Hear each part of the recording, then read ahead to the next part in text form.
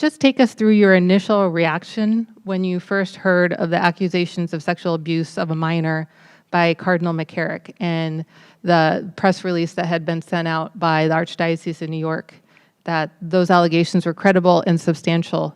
What was your initial reaction to that story, and did you think that that story was going to become the sexual abuse crisis of 2018? Yeah, I think it was pretty obvious to me from the moment that story broke that it was going to be huge, and that we at America anyway, were going to spend the next 2 or 3 months talking about it. I think that the difficulty that I saw in the months that followed was, we had this news about Cardinal McCarrick. We had this, I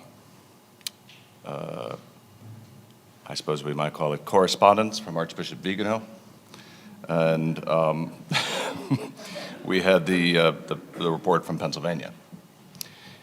And one of the things that really struck me as the summer became this summer of scandal was how different this was from 2003 in this sense. I mean, it's different in a number of ways, but as a person in the media, what really struck me was the presence of social media and the role that social media was playing in that summer, because in 2003 people did not get most of their news from social media, and now they do.